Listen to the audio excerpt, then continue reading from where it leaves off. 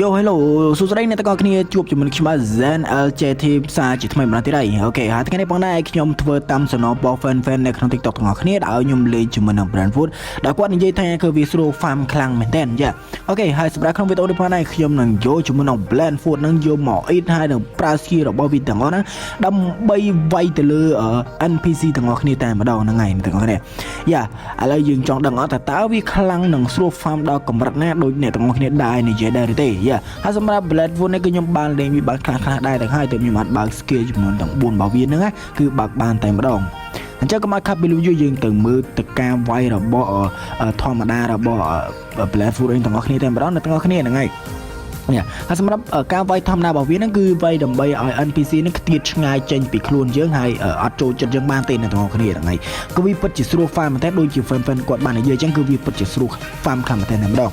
ហើយសម្រាប់ skill ទី1អ្នកទាំងអស់គ្នា skill ទី1ហ្នឹងគឺខ្ញុំបានលេងដែរអញ្ចឹងណាហ្នឹងហើយ skill ទី1វាហ្នឹងគឺវារត់បុកទៅលើ NPC ហ្នឹងដើម្បីឲ្យ NPC ហ្នឹងវាខ្ទាតដែរអញ្ចឹងទៅហើយគឺវាឈឺខ្លាំងមែនតើហើយមួយទៀតដោយសារតែ level របស់ខ្ញុំគឺ158ទៅហើយអញ្ចឹងវាអាចនឹងវាយអាសត្វស្វាហ្នឹង level 14ហ្នឹងគឺអូខេគឺវាយឈឺអ្នកទាំងគ្នាហ្នឹងហើយតែបើវាយទៅលើមេ level 70អី90 100ហ្នឹងក៏វាវាយស្រួលដែរអ្នកទាំងអស់គ្នាអញ្ចឹងណាហើយស្គីទី2របស់វាហ្នឹងគឺវាបំវិលខ្លួនតែម្ដងអ្នកទាំងអស់គ្នាបំវិលខ្លួនមកជុំពីជុំទៅគឺសម្រាប់ enemy NPC តែម្ដងហើយស្គីទី3របស់វាហ្នឹងគឺយើងចាប់ NPC ហ្នឹងឲ្យរត់បុកយូរតែម្ដងអ្នកទាំងអស់គ្នាគឺលយខ្លាំងមែនទេតែម្ដងអញ្ចឹងណាអ្នកទាំងអស់គ្នាអញ្ចឹងគឺសម្រាប់ Brandwood នេះគឺវាស្រួល farm ខ្លាំងមែនទេដូចជា fan គាត់បាននិយាយអញ្ចឹងគឺវាស្រួល farm គឺស្រួល farm ខ្លាំងមែនទេអញ្ចឹងណាអ្នកទាំងអស់គ្នាយ៉ាអញ្ចឹងក្នុងឱកាសនេះផងដែរខ្ញុំមិនឲ្យបំឡងពេលវេលាយូរទេខ្ញុំធ្វើការទៅបង្វិលជាមួយនឹង fruit ថ្មី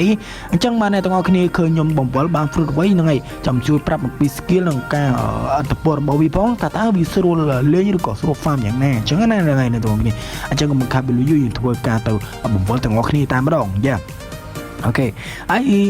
អូខេជាមួយទាំងអស់គ្នាបាទឥឡូវយើងបានជាមួយនឹងអីគេអ្នកទាំងគ្នាអូខេបានជាមួយនឹង Rubber Fruit តែម្ដងអ្នកទាំងអស់គ្នាអញ្ចឹងអ្នកទាំងអស់គ្នា fan របស់ខ្ញុំទាំងអស់គ្នាចាំជួយប្រាប់ផងតើ Rubber Fruit ហ្នឹងគឺវាជំនួយអ្វីដែរខ្ញុំមិនបានសេកូស្អីចូលទេអ្នកគ្នាគឺវាធម្មតាទៅអញ្ចឹងណាហ្នឹងហើយវាខ្លាំងឬក៏អន់ឬក៏ខ្សោយអ្នកគ្នាចាំជួយប្រាប់ខ្ញុំផងអញ្ចឹងណាអ្នកទាំងអស់គ្នាយ៉ា